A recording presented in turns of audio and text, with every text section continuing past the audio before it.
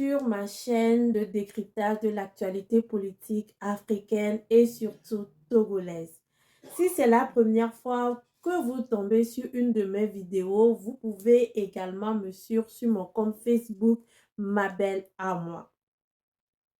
En plus du décryptage de l'actualité, nous allons ajouter une nouvelle rubrique que nous appelons castration mentale.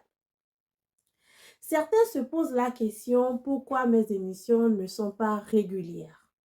Eh bien, j'évite de faire du recyclage. Le recyclage, c'est quand vous prenez les analyses des autres analystes et vous changez quelques mots, quelques passages et vous le refaites exactement sur votre chaîne YouTube ou Facebook.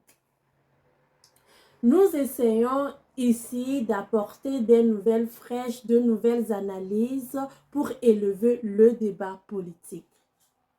Les analystes vous diront que faire une bonne analyse nécessite du temps pour faire des recherches.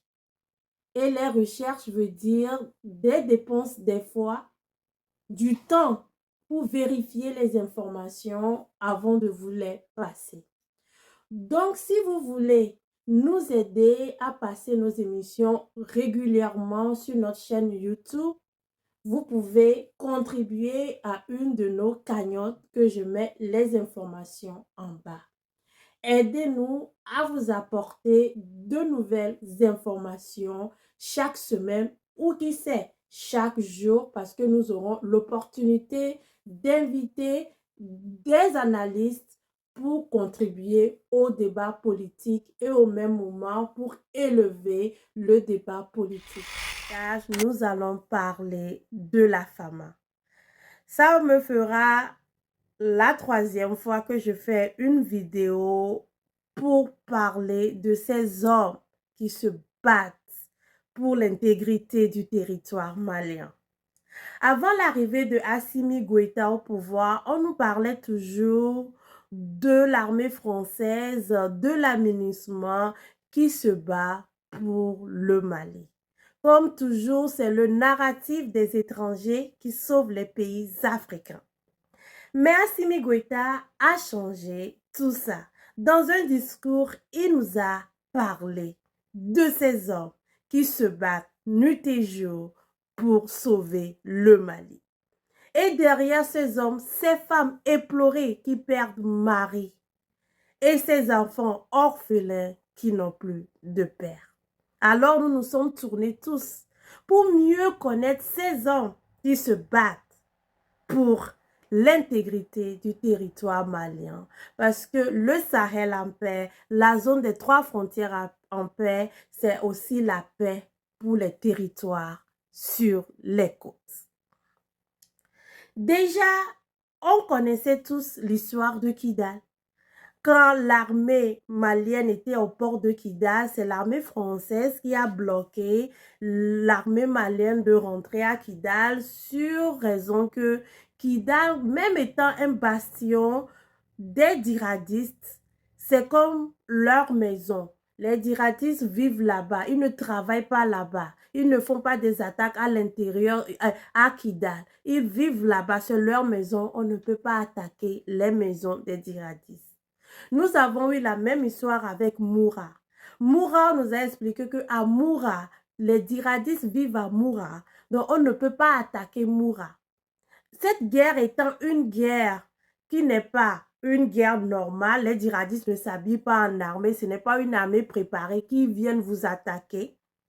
La guerre contre le terrorisme est l'une des guerres les plus redoutables parce que ce n'est pas une guerre normale. Vous pouvez avoir quelqu'un devant vous, quelqu'un qui est habillé normalement et qui est armé. Tous les pays qui ont dû se battre contre le terrorisme ont toujours reconnu qu'une guerre contre le terrorisme, c'est très redoutable parce que les terroristes se cachent dans les maisons avec les civils. Pour bien dire ça, un civil peut être un terroriste redoutablement armé. Donc, les chaînes de propagande françaises nous avons déjà expliqué à Moura que si le djihadiste vit quelque part, on ne peut pas les attaquer parce qu'il n'est pas en mouvement. On doit attendre qu'il quitte sa maison, son bastion, sa ville pour venir attaquer à l'extérieur pour pouvoir le combattre. Ce qui est vraiment un peu difficile à comprendre puisque avec ce qui se passe aujourd'hui sur la terre internationale, certains n'hésitent pas à bombarder toute une ville pour trouver un ou deux djihadistes ou un de terroristes. Vous voyez? Et nous avons Macron qui est sorti pour nous dire que la France est contre le terrorisme.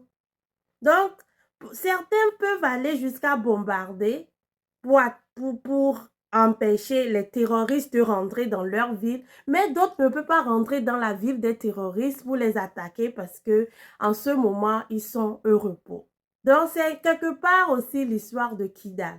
Kidal, c'est, si vous ne le connaissez pas, parce que dans nos écoles, on ne nous apprend pas vraiment la géographie de nos pays africains. Nos études sont basées à apprendre la géographie du Japon, des autres, de la France, de la Belgique, mais pas vraiment la géographie de nos pays. C'est une grande ville au nord du Mali, en plein désert. Il fait très chaud à Kidal. À Kidal, des fois, les températures peuvent aller jusqu'à 80-90 degrés. C'est pour vous expliquer. Donc, c'est cette armée malienne équipée qui rentre à Kidal, qui veut libérer Kidal de la menace terroriste. Et tout dernièrement, sur la chaîne de propagande française, on nous montre une vidéo qui ressemblera à une de mes vidéos. Une vidéo floue, une image floue, avec quelques habitants de Kidal qui ont des pancartes et qui demandent à ce que l'armée arrête les combats. Quand on n'est pas sur le territoire, c'est difficile de faire ces analyses. C'est pour ça que les chaînes qui ont plus de moyens envoient des journalistes, des analystes sur le terrain pour voir vraiment ce qui se passe. Je ne suis pas allée sur le terrain. Je ne fais que avoir des informations ici et là. Mais tout ce que l'armée malienne veut, c'est réunir le Mali, se battre pour se débarrasser du terrorisme qui tue. Vous voyez, c'est que ces terroristes ne s'attaquent pas seulement à l'armée malienne.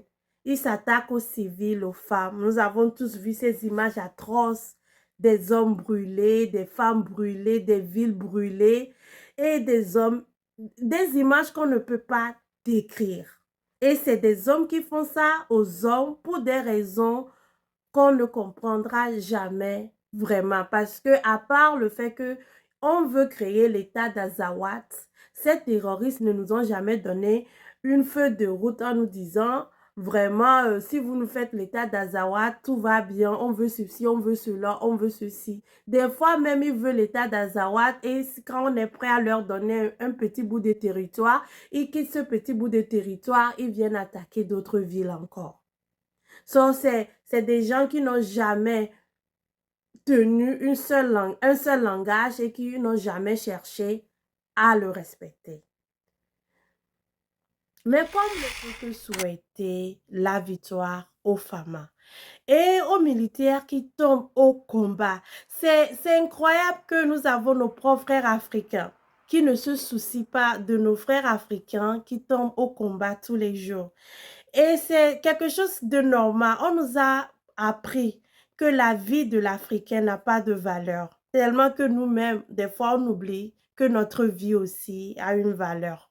Nous avons des frères qui ont réussi en Occident, qui ont réussi en Afrique. Donc, la vie de l'Africain aussi a une valeur. Que nous avons des frères sur les réseaux sociaux qui prennent un malin plaisir à partager le nom de combattants de la femme tombés au combat, ceux qui ont fui le combat, ceux qui ont déserté. Ça rend inconfortable. Ce que ces djihadistes font, il faut quand même quelqu'un pour lutter contre ce qu'ils sont en train de faire. Quand vous voyez ces images de femmes brûlées, d'enfants assassinés, je ne sais pas qui ça réjouit. Pour les militaires qui désertent, il y a les militaires qui ont déserté dans des pays où il n'y a pas de combat. Au Togo, nous connaissons des militaires qui ont enlevé la tenue militaire, qui sont des civils, qui ont choisi d'être influenceurs. Les gens se sont engagés dans l'armée, des fois, ne peuvent pas résister à ce qu'ils voient sur le combat. Et ça se trouve dans tous les métiers. On a vu des infirmières qui n'arrivaient pas à tenir en voyant la souffrance des patients et qui ont décidé de faire d'autres métiers. On a vu même des politiciens qui se sont convertis à d'autres métiers. Rappelez-vous que le grand panafricaniste Thomas Sankara voulait être prêtre. À ses débuts, dans un pays où presque 80% de la population est musulmane, Thomas Sankara avait choisi d'être prêtre. Et c'est en suivant les prêtres de son église dans son village qu'il a compris qu'il n'y a quand même pas de l'égalité entre comment vivent les Occidentaux et ce qu'on nous raconte en Afrique. Donc, les gens changent de métier tout le temps.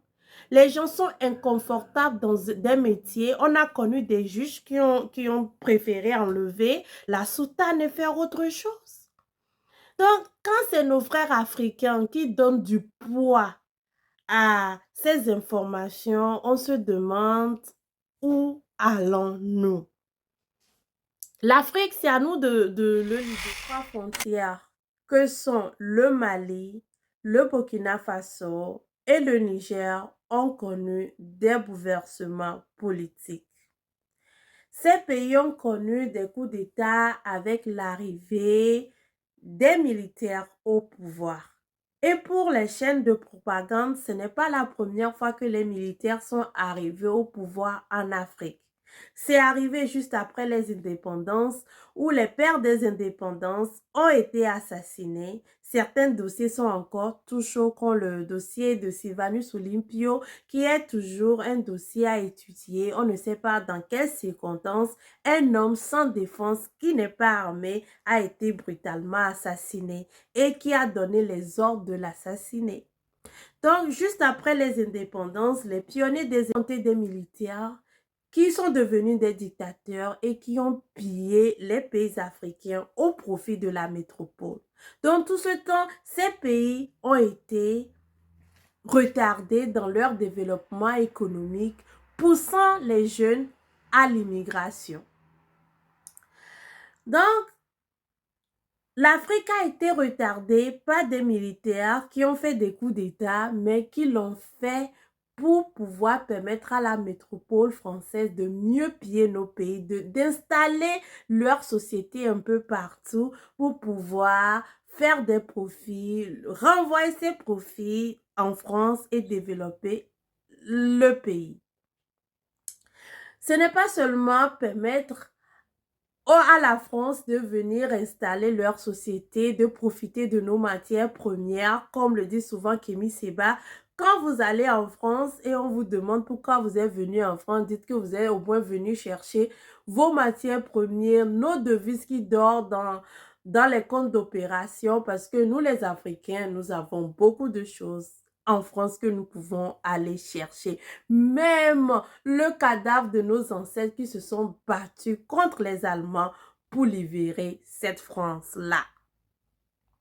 Donc, ces militaires qui ont pris le pouvoir, qui ont pillé nos pays, qui ont retardé le développement économique de nos pays, au profit de la métropole aussi, ont détourné le peu qu'il restait pour aller l'installer encore dans les paradis fiscaux, dans les bases françaises, où aujourd'hui, on nous parle des biens mal acquis des bongos. Mais quand les bongos achetaient les maisons, les appartements en France, on savait quand même qu'un président africain qui pouvait s'offrir ces belles choses en Afrique le fait avec de l'argent public. On pouvait arrêter les bongos en ce moment, mais on a attendu qu'ils achètent, on a attendu qu'ils dépensent et maintenant, on leur fait un procès de biens mal acquis dont la majorité de l'argent qui seront revenus de ce procès iront au trésor français. Rien pour les Gabonais parce que ces procès ont été toujours ainsi. Très peu reviennent au pays, tout reste en France. Ce que nous appelons pays africains n'a pas été conçu pour être des pays développés. Ceux qui se sont réunis à la conférence de Berlin ont vu des colonies qui peuvent exploiter pour développer leur pays. Donc, c'est pour ça que c'est difficile à nos pays africains d'eux-mêmes de se développer et de se positionner. Les pionniers des indépendances, ils avaient compris cela et ils ont eu les indépendances dans le mouvement panafricaniste. La plupart ont cherché à se relier, à travailler ensemble pour développer leur pays. D'où la création de l'Union africaine qui, avant d'être Union africaine, avait parlé de l'unité africaine. Et ça continue de nos jours. Si nous avons toujours gardé ces pays qui ont été conçus pour être des colonies, nous avons gardé nos économies coloniales, on ne peut que se développer ensemble. Donc, voir un Africain panafricaniste ne doit pas nous étonner. Mais voir un Africain qui est autre chose que panafricaniste, c'est ça qui devait nous étonner. Le panafricanisme doit être même étudié dans nos écoles, dans nos universités, au remplacement de certains programmes qui n'apportent rien à l'Afrique. L'Africain n'est pas étonné quand tu vois un frère togolais, un frère ivoirien, n'est pas étonné de voir un Français socialiste, de voir un occidental se réclamer capitaliste. Mais quand sa propre sœur, son propre frère se réclame panafricaniste, il a beaucoup à dire et à redire. Alors que nos pays n'ont jamais été conçus pour être développés, pour être des pionniers dans des domaines. Nos pays ont été conçus pour être faibles et pour être exploitables. Donc, ensemble, nous pouvons être forts, mais divisés, nous resterons faibles. Et je termine, la zone francophone ont connu des bouleversements politiques. Il y a eu des coups d'État qui ont apporté au pouvoir des jeunes militaires. Au Mali, nous avons Assimi Goïta qui nous a expliqué que son coup d'État est dirigé par le besoin de sécuriser le Mali qui lutte contre le djihadisme et un terrorisme féroce depuis des années. Au Burkina Faso, nous avons eu 2 coups d'État successifs et finalement, Ibrahim Traoré nous a expliqué que son coup d'État, c'est pour la sécurité du Burkina Faso qui est aussi livré à des attaques terroristes. Et enfin, pour redresser l'économie burkinabé qui pousse des jeunes burkinabés à quitter le pays. Oui, l'immigration, c'est un vrai problème pour nos pays africains. Et enfin, au Niger, avec les raisons sécuritaires. Les pionniers de l'indépendance des pays africains avaient un plan économique pour nos pays. Sans développement économique, les jeunes vont toujours quitter le pays. Et quand les jeunes quittent l'Afrique, c'est une perte pour l'Afrique. On ne fait jamais d'études sur ce que les pays de départ, les pays en Afrique perdent quand les jeunes s'en vont. Mais on fait toujours des études pour nous expliquer pourquoi quand les jeunes arrivent en Occident, quand les jeunes arrivent en France, ce que les Français perdent. Alors que la France d'abord ne perd rien parce qu'un immigrant d'abord c'est quelqu'un qui veut travailler, c'est quelqu'un qui veut donner le meilleur d'eux-mêmes. Donc c'est dans mon Rae Dios, quand j'étais là, j'ai pensé à Zemmour. Vous voyez, Zemmour, c'est un être qui est financé. Quand nous, les panafricanistes, nous cherchons le financement, nous n'en trouvons pas. Zemmour trouve du financement et il passe son temps à raconter des trucs qui ne sont même pas vérifiés sur l'immigration africaine. À écouter le groupe de rap les sans-papiers qui déjà dans l'une de leurs chansons disaient que le panafricanisme, c'est un message de positivité pour nos frères et nos sœurs. C'est un message d'amour, c'est un message de paix, c'est un message anti-racisme, c'est un message anti-xénophobie. Et enfin, que nos péchés nous sont pardonnés et que nous pouvons aller en paix développer l'Afrique. N'oubliez pas de vous abonner à mon compte Facebook et YouTube. C'est gratuit et ça aide. Ensuite, partagez ces vidéos dans votre communauté avec vos amis pour que nous puissions élever le débat. Ensuite, participez à nos cagnottes pour pouvoir nous permettre de revenir avec des éléments importants et d'autres analyses. Même les chaînes de propagande qui sont financées à des milliards de francs CFA n'utilisent pas les mêmes analyses plus de 2 semaines. Ça doit nous faire comprendre que l'analyste a besoin de temps pour faire ses recherches, a besoin d'éléments de recherche et des fois, certaines informations, nous ne pouvons que l'avoir en payant les livres, en payant les documents pour pouvoir les obtenir. J'ai mis les liens pour les différentes cagnottes, que ce soit PayPal, que ce soit Cash App. Ça nous aidera à faire nos recherches et même à ajouter d'autres analystes à nos vidéos pour pouvoir mettre notre pierre à l'édifice de la construction d'une Afrique qui profitera à la jeunesse africaine. Sur ce, à la prochaine et passez un bon week-end et que Dieu nous garde. Bye.